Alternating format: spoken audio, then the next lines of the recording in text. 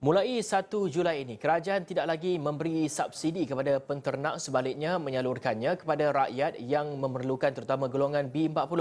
Menurut Perdana Menteri, langkah terbabit bertujuan mengurangkan bebanan rakyat supaya tidak terlalu tertekan dengan kenaikan harga barang. Apa makna di sebalik perkara ini? Kita bersama penganalisis ekonomi Profesor Madya Dr. Yusof Sari. Selamat pagi, Prof. Selamat pagi, Azizi. Baik Prof, dengan tidak beri subsidi kepada penternak dan beri wang itu kepada golongan sasar B40, adakah ia satu keputusan menang-menang? Dalam konteks sekarang saya nampak itu adalah keputusan yang saya kira keputusan yang dalam jangka masa yang pendek ini, jangka masa yang singkat ini, yang mana kita perlu keputusan yang pantas. Dan itu mungkin keputusan yang bagi terbaik mungkin pada ketika ini ya, Hafizi.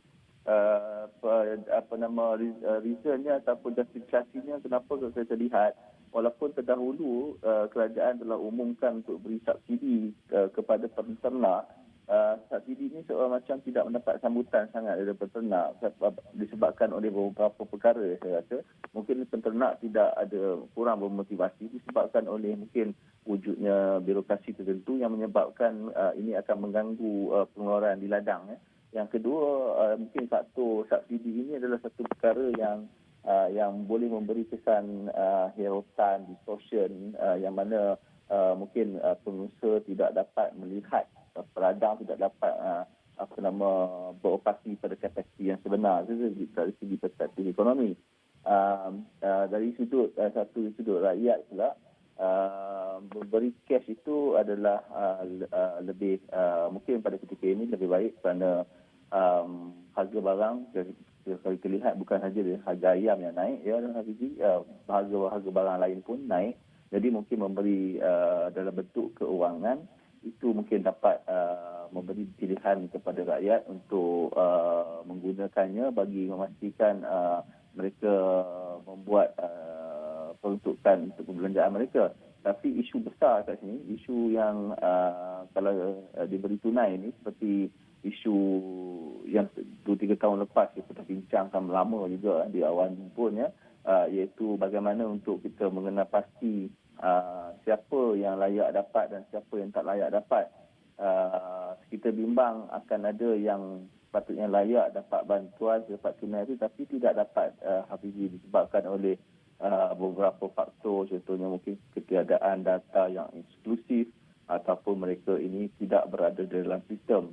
Dan juga penting juga Hafizi untuk kita tahu bahawa kadang-kadang pergerakan di pasaran agak cepat, sehingga pasaran buruh. Mungkin hari ini orang ni tak bekerja ya, tiba-tiba 2-3 hari ini dia dah bekerja. Mungkin orang yang 2-3 hari ke depan dia dah tak bekerja. Jadi dinamika itu perlu diambil kira dan sejauh mana bantuan kerajaan ini bersifat inklusif kepada semua golongan-golongan rentan ini. Ya Prof, kalau kita lihat jika tiada lagi subsidi kepada penternak, pastinya kos yang tinggi juga untuk mereka menjalankan bisnes ataupun perusahaan ternakan ini. Jadi bila sampai ke pengguna, harganya masih lagi mahal. Bagaimana Prof melihat jangkaan situasi akan datang, terutama dari segi harga ayam ini? Pada penglihatan saya, apabila keputusan ini berlaku, harga ayam akan cenderung untuk naik lah ya. Itu kita tidak dapat nak dielakkan.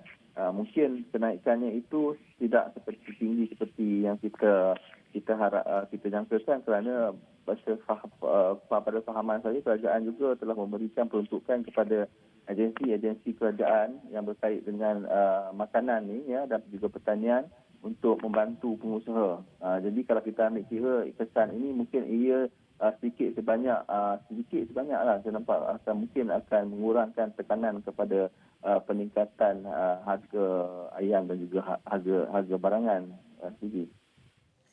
Ya Prof, adakah ini bermakna harga ayam ini perlu ditetapkan atau mungkin perlu ada harga apungan yang perlu ditetapkan, atau mungkin ada kaedah lain bagi memastikan harga ayam ini tidak terus meningkat dan juga tidak akan membebankan kepada pengguna?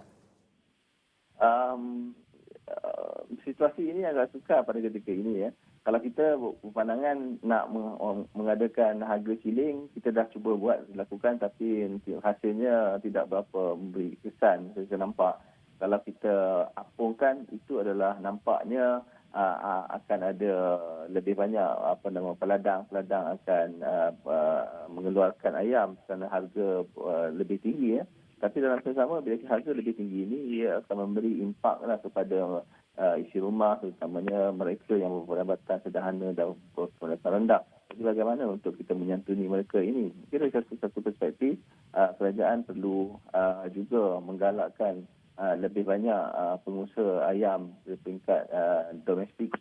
Dan kita juga lihat beberapa hari yang lepas, perkembangan menunjukkan kerajaan telah menghapuskan permit import kepada ayam yang mana bahkan membolehkan lebih ramai untuk mengimport. Itu satu keadaan yang baik. Jadi jika itu berlaku, bagi pandangan saya elok dicepat-cepatkan usaha untuk mengeluarkan lebih banyak, memperkenalkan atau mewujudkan pengusaha yang mengeluarkan ayam. Mungkin syarikat besar, syarikat milik kerajaan dan besar-besar kerajaan boleh membantu dalam konteks ini FPV. Maksudnya membantu pengusaha-pengusaha kecil, terutamanya KMKS dalam menyokong penternak di luar sana. Baik, terima kasih kepada Profesor Madya Dr. Yusof Sari, penganalisis ekonomi yang bercakap sedikit mengenai isu ayam sebentar tadi.